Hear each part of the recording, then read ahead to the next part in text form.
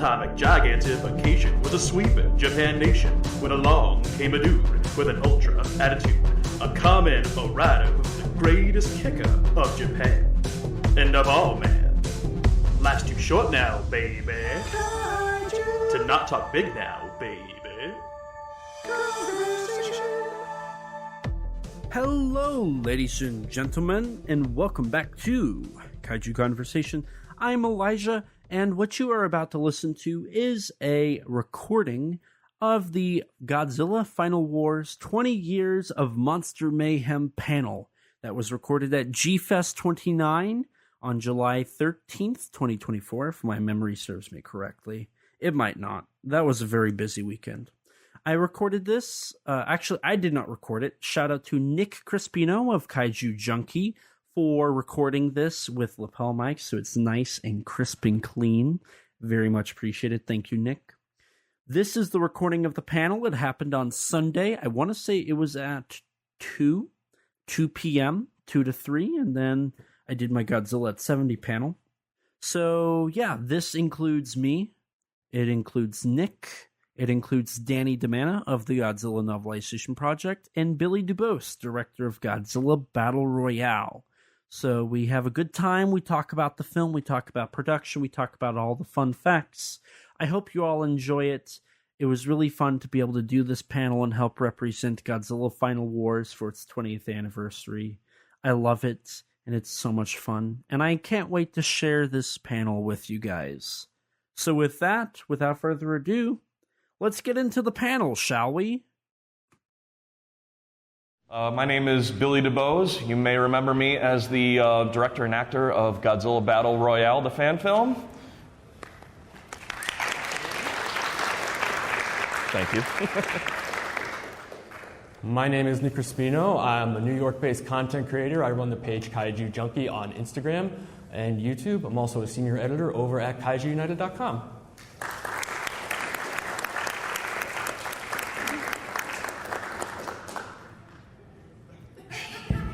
There we go, that's better. There we go. I'm getting a little loopy. It's a lot of panels. Hello everybody, welcome. My name is Daniel DeManna, and amongst other things, I am the creator and author of the Godzilla Novelization Project. And, thank you. You guys are too sweet, thank you. I write academically on the history of monster films. I write fiction about monster films. You can hear me on 1,000 different podcasts. Blah, blah, blah, blah, blah. Let's go. Hello, my name is Elijah Thomas. I'm the host of the podcast Kaiju Conversation. I'm also a contributor to Kaiju United. I also work with SRS Cinema. I produce bonus features for their Kaiju and Tokusatsu Blu-rays.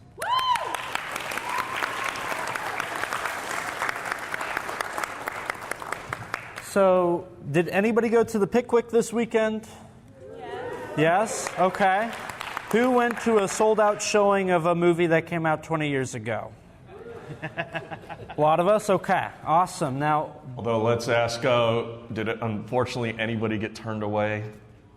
Come on, don't remind them. I just want to say my heart is with you guys. I almost got turned away. I was one of the last few they let in, and I was like, I felt so bad and I would have been depressed myself if I didn't make it, and I would probably be very sad crying here. So I just wanted to say my heart goes out to you guys. We feel your pain. But to answer your question, yes, Don Fry is immaculately good looking on the big screen. It is a sight to be seen. His mustache was bigger than all of us, projected larger than human scale, and the way it was meant to be seen, dare I say. I think they went back in post and made it a little bit larger. They might have. They might. No post could possibly top the perfect coiffedness of that mustache. It can't be done. so speaking of the Pickwick, now, Billy, you've got a pretty fun story for us. Okay, but before I say it, let me ask this question. Was anybody here at G-Fest 2005 and at that showing where they premiered the Chicago premiere of Godzilla Final Wars? Nobody here was there? Oh man, this was my first G-Fest, and I was so excited to see Godzilla Final Wars. Unfortunately, I had already seen it online, but I was still excited to be there with an audience to see it. And it was my real first time seeing how G-Fest attendees react to these films, like when the monster shows up, and all the funny things we do at that theater. So we get there, and the whole place is packed. Just about near as packed as it was just now. And just some of the reactions that people had. I'll never forget when Minya first showed up. Everybody was so into it. But when Minya showed up, the audience, you could hear a pin drop. The audience got real quiet. And then somebody, and this also happened at this showing, somebody was like, "No, shoot him!" That was me. That was you? Yeah. Wow. History repeated itself. But no, just so the audience just had a great time, and there was a big standing ovation when the credits started hitting. And I'll also never forget this. Most of us actually stayed until the credits were over, and they gave it another standing ovation. Now, that was the only difference, because I get people have seen Final Wars so many damn times that the standing ovation wasn't necessary for this one. We were just happy to really sell that place out. So, yeah.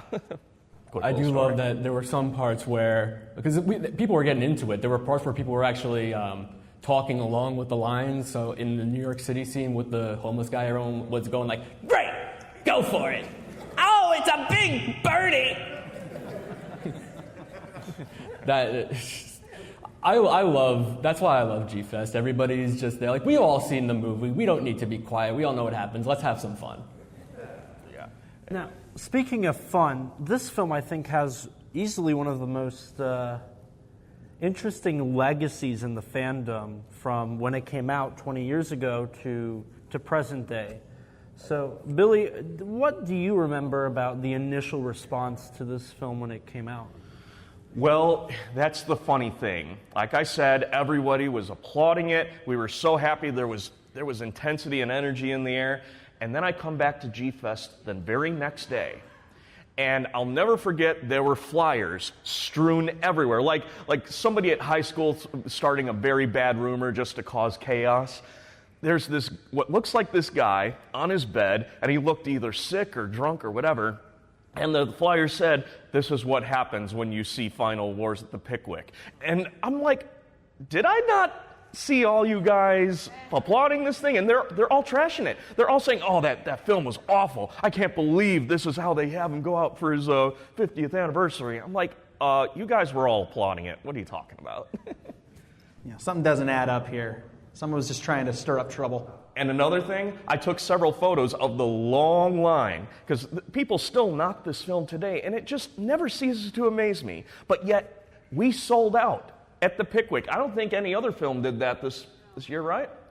So anytime somebody tells me how bad Final Wars is, I'm going to show them those pictures and be like, "You were saying? The numbers don't lie." People love this movie. People love this insane, wacko, gonzo movie with all their hearts, and it's an amazing movie. It is, dude. Like, I love to see the love. This is awesome. It's a movie that is seemingly always in my ever-changing list of top 5 Godzilla films, because in my opinion, it checks off all the boxes that you need for a good Godzilla film. You want a fun story? Check. You want interesting and engaging humans to carry the film when the kaiju are off-screen? Don Fry does that himself. Like he carves it with his sword. You want a good kaiju action? That scene, when I was younger, I used to replay that scene where Rodan attacks New York City all the time. Like, I'm surprised my DVD copy of Final Wars didn't wear out. Like, that scene is so cool.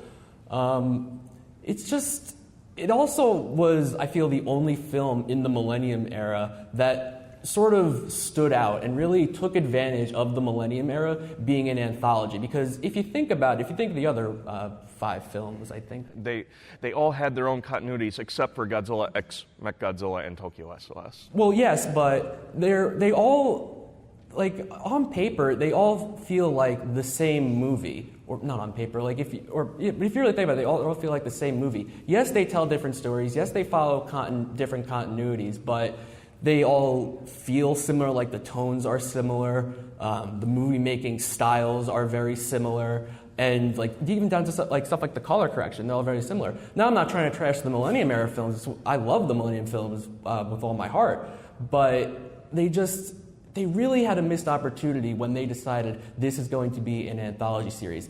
And Final Wars, it was like, no, we are going in a completely different direction. Like it really looked like they took it to the level of it's going to be a typical early 2000s action film.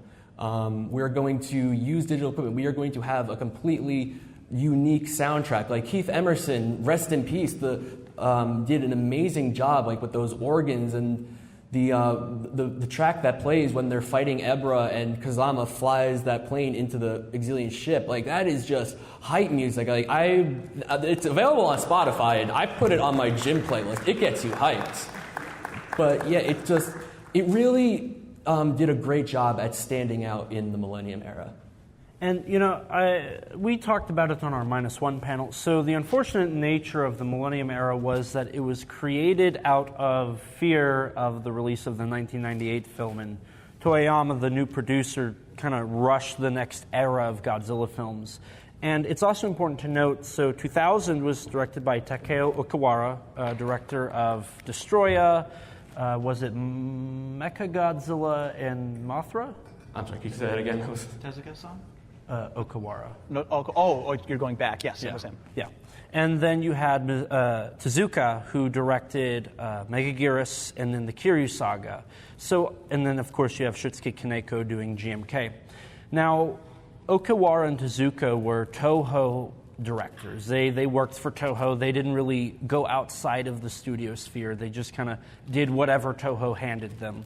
Kaneko was the only one they didn't let in from in-house. He was one that, obviously he directed the Daiei Gamera Heisei trilogy, among a ton of other films. But Kaneko was kept under a very tight leash. As we all know, Varan and Anguirus were also supposed to be in GMK, but Toho said, no, you got to use Mothra and King Ghidorah. But for Godzilla Final Wars, which initially was under the title of The Godzilla, for some reason, Toho wanted to go outside of... Like the Batman? Sorry. Yeah, like the Batman. They wanted to go outside of their typical pool of directors. And recently, in the year 2000, this indie filmmaker financed a film called Versus, and his name was Ryuei Kitamura. Yes. And it's funny because Kitamura, the thing that they loved about Kitamura was how influenced by American films he was, which is kind of ironic because that was something a lot of film historians bring up about Akira Kurosawa, how a lot of his films felt like Westerns more so than your traditional Japanese film. And so after a couple films, Kitamura did a film, after Versus, he did a film called Returner. He would end up doing a film called Azumi, Alive, and then he worked on a film called Sky High, and during the production of Sky High, he got attached to Final Wars. But for Kitamura, Toho said, do what you want. You have free reign. And they wanted him to make a Ryuei Kitamura film before making a Godzilla film. And from what I've heard, that's been a lot of people's complaints is because Kitamura has high octane. His film production company is called Napalm Films. He wanted his films to be high octane, very energetic, very exciting. And you see a lot of that through the action, the editing, the music, everything about the film is Ryuei Kitamura, especially if you would watch Versus or Alive. Yeah, and one thing that a lot of people, and especially I'm a huge fan of this guy, James Rolfe, the angry video game nerd, he pointed, yep. He needs to come yes, here. He should be here at this table talking with us.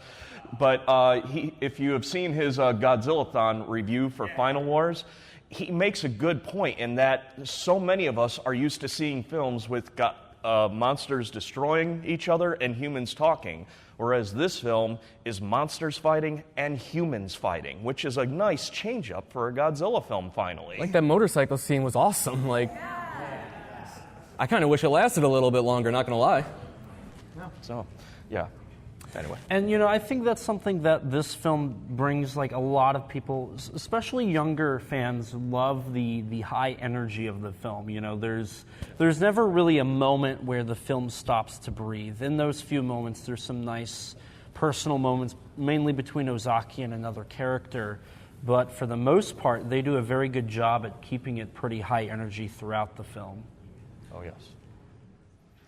So, should we talk about some stats of the film? The Godzilla suit made? I was actually going to, before we moved on, we were on the topic of Kitamura. So, for those of you that don't know, on Kaiju United, myself and our editor-in-chief, Jacob Lingle, we actually got the chance to interview Ryuhei Kitamura, and there was one question that I wanted to make sure I asked him. It was about the Godzilla versus Zilla scene. And we don't have something to plug it into, but I would just like I'm just going to play it over the mic, and we'll see how good this goes. When Godzilla faced off against the American Godzilla, whose idea was that? That was, of course, my idea. And Tomiyama-san said that, we have the rights for that. We can use it if we want. Of course, I want to use it. I want to beat the shit out of that guy. It's going to be like one-punch knockout thing. Was it personal at all? Like, take this TriStar for... No, I mean, Roland Emmerich, I admire him. I mean, Independence Day, come on, that's a classic. And I even enjoyed the first, Hollywood Godzilla movie. It just, I just couldn't see that. It's a giant, big, lizard monster movie. I just couldn't believe that it was a Godzilla. And like, come on, eating tuna? Come on. No. I thought it's just a fun, crowd-pleasing moment. And it was. Ryuhei Kitamura, ladies and gentlemen. We can play it at the end. I still need to find it, but we also asked him about the casting process of Don Fry. We can play that at the end, though. Yeah, if you guys have not checked out this interview, it is on another level. Kaiju United absolutely crushed it with the questioning. And Ryuhei Kitamura, I've been very happy, before we move on, just to kind of see his image within the Godzilla universe and the fan community really kind of be rehabilitated, because there's so many misconceptions about how he approached the film and how he felt about Godzilla. I remember for years people used to say, well, he's not a Godzilla fan. What? Like, these are things that have no basis in reality, or like he didn't care, he just wanted the money. Like, just stuff that's made up, that people took as fact, and it's all completely nonsense. He clearly loves this stuff, and just seeing interviews like what you guys did, like, to helping really clean the slate of all that negative nonsense and just set the record straight. It's a huge service, not only to all of the people out here who want accurate information, but for the man who gave us this movie to have what he really felt be told to the world. So thank you guys for that. That's amazing. Kaiju United. His first, fun fact, he told us his first purchase when he moved to the United States, he was like, my first purchase, I got to get an American muscle car, and he bought a Mustang and brought it to, I think, if I'm remembering correct, the garage that is Pimp My Ride. He brought it to the Pimp My Ride guys. Like, that was his first purchase. He's like, I live in America, I need an American muscle car, Mustang. That man, words cannot describe how much I love that man. He's great. Now, I suppose we can move on and talk about the suit, as you were discussing? Sorry. No, we wouldn't have missed that for the world. That was beautiful. Well, definitely, we got to touch base on this suit. This is quite a unique design we got, and it's definitely the most flexible and slimmest. And I know I hear a lot of people complain about the head looking like a rat or a cat. Blah, blah, blah, blah. Cope. I personally love it. I don't know. What do you guys think? Oh, sorry. I like the design. I mean, granted, it's not my favorite design. That honor, of course, goes to the Kiryu Goji suit. Anyone else? Yeah! Oh, all right, cool. It scared me. I thought I was alone there. I think it really does a good job at wrapping up the Millennium Era. Like, this is going to be the last, or what we thought at the time was going to be the last Godzilla movie ever made. So let's do the design right. I'm also a huge fan of, it's not really much about the suit, it's about like the character. They made him super tall again. The Millennium Godzillas, they were a little on the shorter side, but they were like, nah, He's got to be. I think he was like what 350 feet or something. Yeah, he was the full 100-meter Heisei height again, which they had not done since because they bumped him back down to between 55 to 60 meters for the other 5 Millennium films, if for no other reason than just to make the miniatures look more realistic around him. But for this one, they're like, no, he's got to be a beast. Yeah, and I just love how OP he is, like how insanely powerful. Like I know like in general people are like, oh, characters that are too powerful, they're not fun to watch.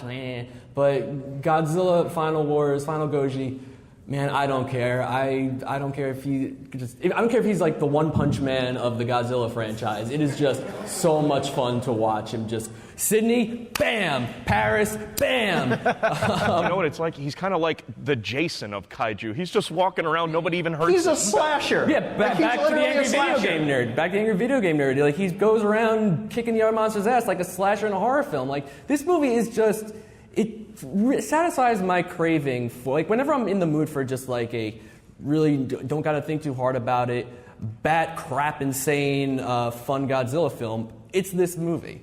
Like I don't care if the writing isn't the best. I don't care if the plot is just whatever. It's fun. It's okay to have fun, everyone. Yes. It's okay to have fun. Guys, embrace having there's fun. A lot wrong with the world right now. I think we can all do with some fun. It's okay to have fun. Speaking to the suit, what I'll add to what you guys said is the actual design of the thing. I find it fascinating how much of Godzilla history has been crammed into that one costume because it's got that Millennium edge to it, but it also has some Heisei proportionality, and it has Showa-era flexibility. And it has but while it's doing all that and paying homage to the past, it is like almost like every other Godzilla design kind of crammed into one, but it's still doing its own thing. You would never mistake the Final Wars costume for any other costume.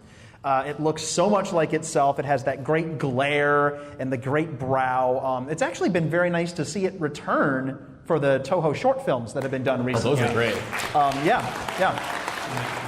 And that's a stunt suit. It's not the actual original Final Wars suit. It was a promotional suit that was done, and it's looking a little tattered in a couple of shots. But who cares? It's Godzilla in a suit. It's a I like suit. that the mouth is perpetually. It's just open. perpetually just open, like a dog on a hot day. He's just ready to fight. But yeah, also we have to mention Tsutomu Tom Gitagawa inside the suit. An amazing guy. Been here to G-Fest a few times. An incredible physical performer who gets to act in this film in a way he did not get to act in the previous 4 films that he did. He was not in GMK. But yes, watching him just go ham and fully, he's really letting out his inner Nakajima, if you think about it. I actually heard a story from him at one of his panels or something that he actually wore the Game of Death Bruce Lee tracksuit underneath that Godzilla I've suit. heard this. What a badass. I believe he is a practitioner of Kung Fu. No, he's a martial artist. Absolutely. I mean, most of the people who were in Godzilla costumes were and kind of had to be martial artists. Yes. And I mean, Kitagawa-san, also in keeping in tradition, almost died several times making Godzilla movies. Nearly drowned once or twice. Things blew up in his face. These guys were hardcore, and it's not like you think you can get into a suit and make it move the way that the Final Wars suit does. No, it would probably kill most people. Nakajima passed out multiple times. Yeah, Nakajima, had got a concussion once. They routinely lost weight in these suits. About 20 pounds. Yeah. I mean, it's insane. It's insane. So every moment that you see of Godzilla moving is a Herculean effort to get something heavy to move, and it's just so beautiful to watch in the film, just how quick he moves, and it's just great. It's like the acting equivalent of fitness people doing the Iron Man. Basically, yeah. Yeah, I don't think there's much more I can really add. I mean, it's a great design. I think it's probably it is the best in the Millennium Era. It's probably in my top 5 if I had to guess. But no, they made it very angular so it could move around really fast and be more physical than previous suits. And it does a really great job at that. I know for this film, they wanted to also make it the largest monster roster ever, so they did a lot of work on the rest of the suits as well to make them more angular, easier to maneuver in, and have these more fast-paced sequences. I know in production, when Kitamura was designing and figuring out how the special effects sequences would work with the effects team, he wanted a more freely, like the camera to freely move around, higher energy. He loves, if you watch Versus, I'm pretty sure 80% of that film are these like shots that are just rotating around all your human actors as they're staring down each other and fighting with their swords and their guns and whatnot. And so, like, stuff like that is what they wanted in Final Wars. He wanted it to be this more energetic and kind of personal moments throughout the film with the cinematography and the kaiju, but they told him, they were like, we can't do that. There's no way we can get these suits in the set to do what you want. We can't have the camera right there. But you do see certain moments I specifically think about in the Godzilla, Anguirus, Rodan, and King Caesar sequence, which, banger of a song, by the way. I love that song. Yes. You can see, like, there's a lot of motion. There's a lot of kind of camera movement throughout that sequence, very akin to what Kitamura did. And all of that comes down to, you know, how he wanted it to look. So the Godzilla suit's a perfect one-to-one to what Kitamura wanted in those sequences. What's next, gentlemen? There's so much to talk about. We should mention how there were 3 of the Godzilla suits made for different shots, like for close-up, one for action, and one for super action. I have my notes here. Speaking of suits, has anyone seen that behind-the-scenes picture of Minya when he's at the end when he's doing this? When the guy is just wearing shorts and he's only wearing half the suits. That's just, I don't know what it is about that picture, man. There's just something so funny about that. There's something upsetting and unsettling about Minya with person legs. Yeah. It's pretty uncanny if you think about it. I'm not a Minilla hater by any stretch, but there's something about that that's dangerously close to sleep paralysis demon. Like, I don't know. Then like the behind the scenes with Megaguirus, where they got the human legs out of the half the person legs just sticking out of the bottom. That's a whole genre. It's like the reverse of the famous Nakajima image where he's wearing the bottom of the suit as suspenders. The difference is that looks cool though. Yeah, the rest of it just looks, it's cool when you do that, and then when you reverse it, it's like, what's wrong with the lower half of this person's body? I can't look at this anymore. Wait, he didn't have like spaghetti legs or anything. No. But it's just a weird visual. Yeah. We should touch on Wakasa and how he designed a lot of... He designed a lot of the suits, but he had a lot of people also working under him for all the other monster suits. It was a huge team. I mean, they did over a dozen different costumes for this crazy thing, costume/props, because we're also talking marionettes. Manda, when he wasn't CGI, was a marionette. Mothra, obviously a marionette.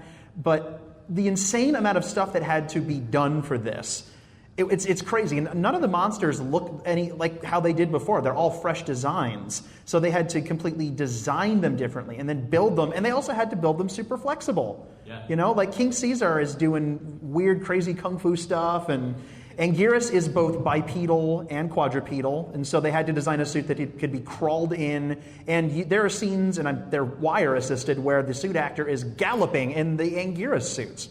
It's crazy. And then he stands up, and they had to design a prop to make him, like the ball that rolled, that was its own separate thing. And then obviously the monsters at the end. Crazy amount of work. Wait, so you're telling me that suit actor wasn't that flexible, he could really get into a ball? Listen. That wasn't practical? Listen, that whole transformation scene? I hate to burst the kaiju bubble here, but there are some things that would probably be illegal to do to a person on the set. We're going to crunch you up into a ball and drop you from the ceiling. Have fun with that. Make sure your last will and testament's in order. That's in the fine print of the contracts. Yeah, very, very fine print. You might die while making this movie. I'm just giving you guys a chance to speak here. I'm trying to think here. I'm friends with one of the people that worked on it, and I remember, if I remember correctly, what Ishii-san has mentioned about the suits itself is how difficult it was to really develop the suits to be that flexible. You know, specifically when we're talking about King Caesar and whatnot. You know, they had to lift the suit actor with wires to do this kind of kick maneuver. And, among all that, there's also the editing that has to go into that. So they had to be really clever with some of the shots. And, in certain sequences, like the Godzilla versus Zilla fight, they had to use a CGI render instead of an actual suit for the monster. So there was even more work that had to be put in to perfectly match that sequence. And for like Zilla, they scanned in a very large toy to get the model. The Trendmaster's Ultimate. And so they had to really work on how to get Godzilla to, he hits him with his tail and flings him into the Sydney Opera House. And so they had to find a way to perfectly sync that up and key in the animation to do what they wanted it to do for sequences like that. So there's a lot of work that they had to put into this to make the effects look the way they do. I promise I'm not shamelessly self-promoting, but Kitamura went into detail on a lot of this in the interview. Read the interview. It's really... I'll shamelessly self-promote for you. All right. I could do that. That's fine. What episode is it? It's not an episode. If you go on our website, and it's under our interviews tab, you can type in his name in the search bar. It should come up. Worth it. We... Sorry, No, I didn't no, know if you were done. One thing I wanted to piggyback on the flexibility of the suit. One thing they did different to the Godzilla suit here for Kitagawa, they double jointed the armpits so he could really lift his arms up and do some punches and stuff like that. Because I always love when Godzilla has big, flexible arms and he's able to punch. Not like this. Speaking of flexibility, I love, if we're on the topic of like monster designs, I think they really redeemed Rodan's Heisei design, because I don't know how many of you guys agree, but the Heisei Rodan design, while it looks cool, they got the mobility of that thing, like, it was awful. And it's why that the Final Wars Rodan is one of my favorite monster designs of all time, because it got the modern look of, or the upgraded look of the Heisei, the Heisei era, and the mobility of the Showa era. And I really was a fan of how flexible, or how convincing he was both flying and like on the ground when he was on foot fighting with Godzilla, with Anguirus and King Caesar. And the CG version is actually pretty darn good too. Oh yeah, it integrates very, very well. A lot of the Godzilla films of the era have had kind of a tricky time matching the CG versions of the monsters to the actual physical suits. And they really did a good job, like with this one, because Rodan looks pretty good in that regard. There are scenes where a fair number of them, Manda is another good example. Manda looks just as good either way, because they wanted to compensate for some of the lack of mobility you get out of moving with wires with Manda. So it's cool, and it shows the evolution of different techniques, because there's a lot of CG in this.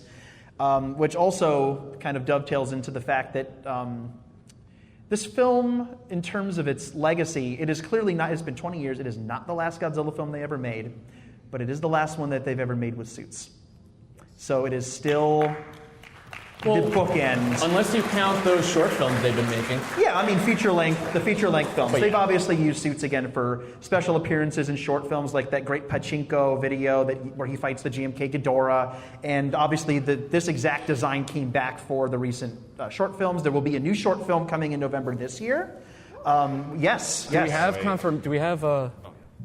Do we have confirmation if it's going to be like where the Jet Jaguar one left off? It will be a sequel. Hell yeah, I cannot wait for that. Jet Jaguar and Godzilla are going to team up against Ghidorah. Yes. A reunion. How many years in the making? Like 50 years since? Many years.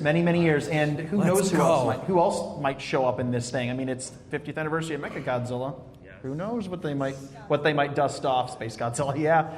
They could do all kinds of stuff. Maybe King Caesar will pop in. Maybe Gigan won't be dead and he'll come. They'll just take every suit they have and throw. Who knows? The giant condor. Yeah, can we please? Yes, I'm into that. Let's get real niche.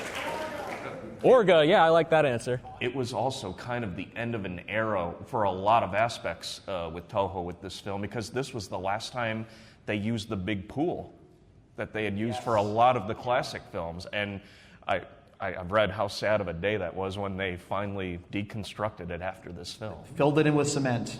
Yeah, a lot of stuff. And they filled in pools as publicity stunts before. In the 90s, they filled in the old school classic big pool. And then they filled in the last practical one on set when Final Wars wrapped. So they did it basically twice in 9 years as a publicity stunt. But they was like, no, we mean it this time. We're not putting people in costumes, and we're not putting those costumes into water anymore. And that was it. It was like, we've really got to beef up the fact that we're not going to do any of these, at least for a while. The plan was never to fully never touch Godzilla again. That's a bit of a myth, but the plan was to at least put him on ice for a decade, maybe longer, because at this point, there was, the dreaded Godzilla fatigue, which thankfully we have not hit yet in our current spike of Godzilla content. But at the time, excluding the gap of time between 95 and 98, there was a Godzilla film pretty much every year for almost 15 years at that point, 13, 14 years. If you go back to even further, it was, since 1989, only a few years without a Godzilla film. So they were done. They were done. The audiences weren't showing up. They didn't show up for Tokyo SOS, and sadly, the audiences did not show up for Final Wars. Which is a real bummer. It was the G-fans sure did. We did, but general audiences were not biting at the time, and it was not a successful film. And so that contributed to putting it on ice as well. But even all these years later, it's kind of interesting, if bittersweet, to think that its status as kind of a bookend in the Godzilla franchise is still intact in a way. Yes, there have been more films, but we may never see another movie with 15 monsters, most of them in costumes, beating each other up ever again. Never say never, though. We live in hope. Well, unless you want to see my fan film. No, I'm kidding. If anybody out there has not seen Godzilla Battle Don't Royale, get on it, because it'll blow your mind. It's amazing. Yes! Show it love. That's just an unofficial fan film dream I did. And yes, Final Wars did inspire my fan film, Godzilla Battle Royale, a ton. But that was just a little joke. Sorry.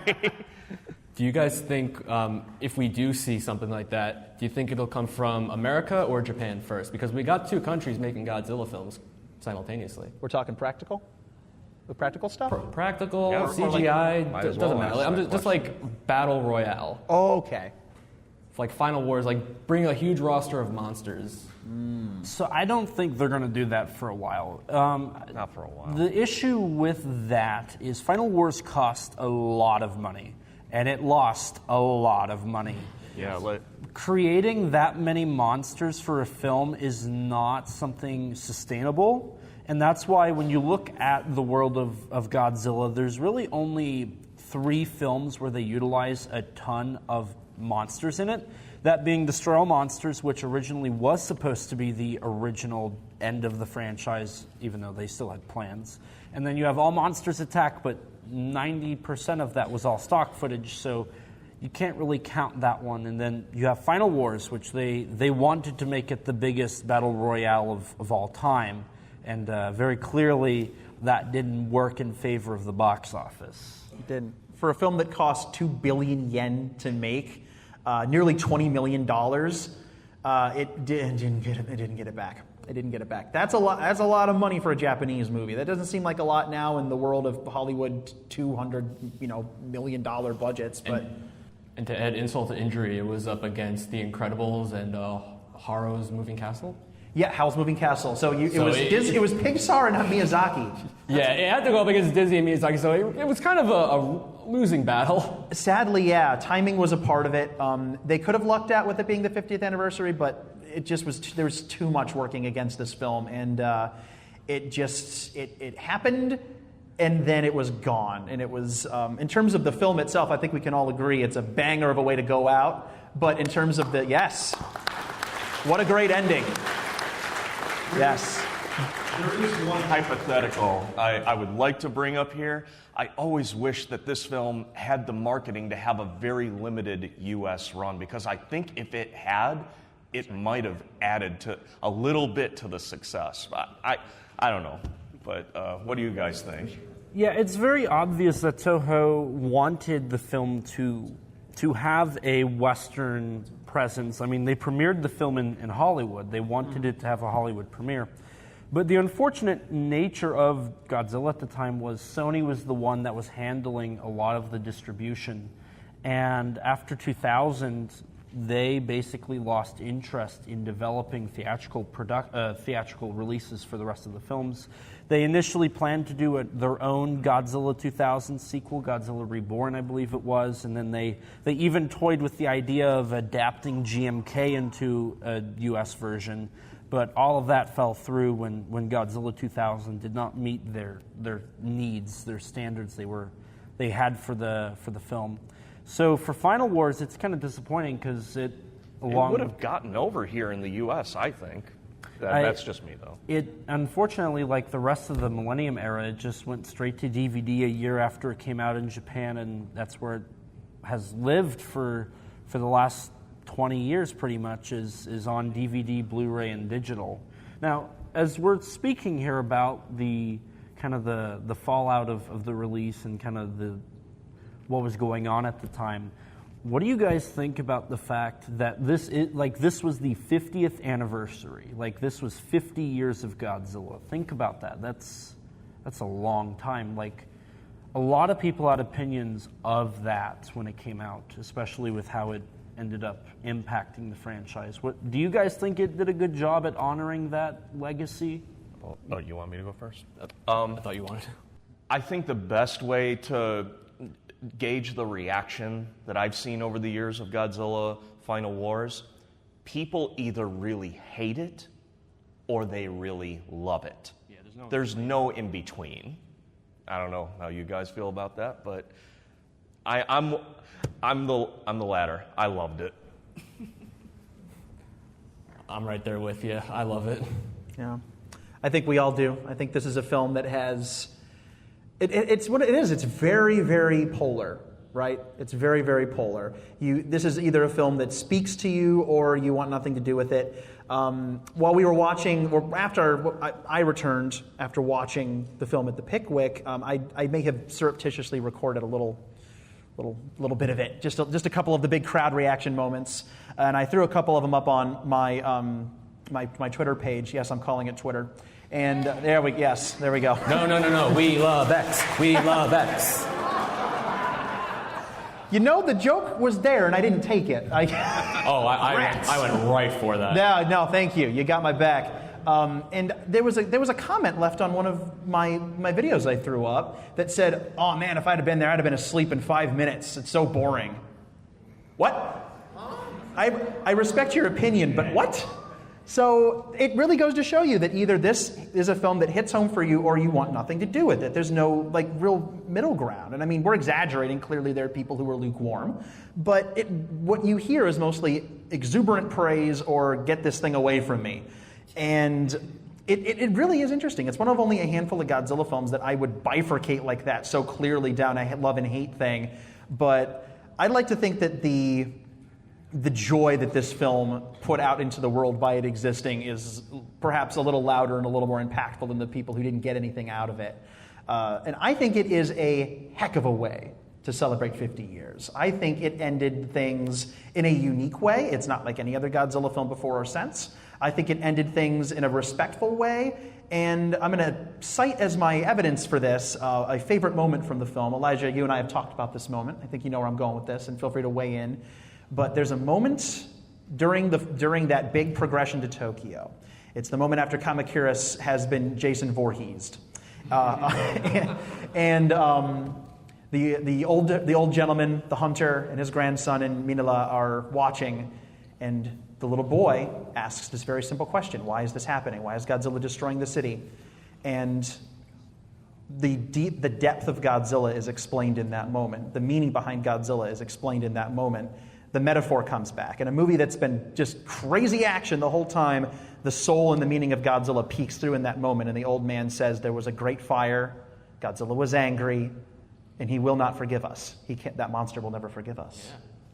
Yeah. He cannot forgive us. He cannot forgive mankind.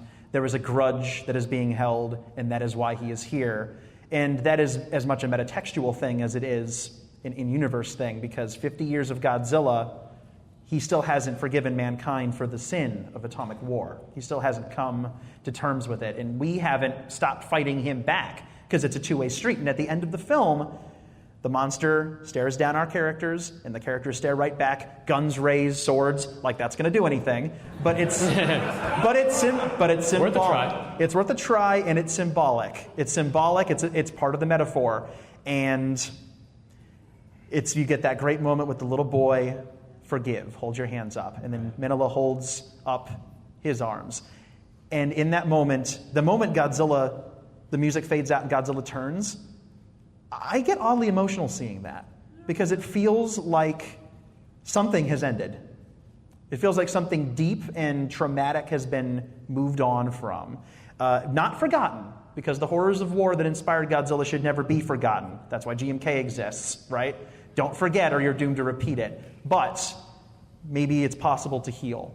Maybe it's possible to move on and learn from the past. And I find it wonderful that Kinemura-san worked that into the story subtly, but if you know the true meaning of Godzilla, you can feel it. And that, to me, is the perfect way to celebrate 50 years.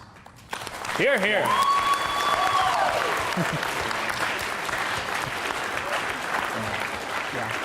Well, I don't think you can get much better of an ending than that. So I think with that, that's the mic drop moment. We're running low on time, so we're going to wrap things up here. Thank you all for coming. Thank you all for attending. Hello, I'm Elijah, and I have a kaiju and tokusatsu problem. Joking aside, I am Elijah Thomas. I am a writer. I've written for GodzillaMovies.com, Kaiju Ramen Magazine, and Kaiju United, of which I'm the Chief Innovative Officer for. And my writing has also been featured in the book Giant Bug Cinema, A Monster Kid's Guide from Bear Manor Media, where I wrote about Ghidorah, the three-headed monster. Outside of writing and podcasting, I also served as a consultant for the upcoming Titanic Creations officially licensed Yonguri articulated figure. Go to titaniccreations.com/Yonguri to order yours today. I've also had the privilege to produce bonus features for SRS Cinema. I have worked on Yuzo, The Biggest Battle in Tokyo, Liverleaf, and War of the Ninja Monsters, Zeiram vs. Gora.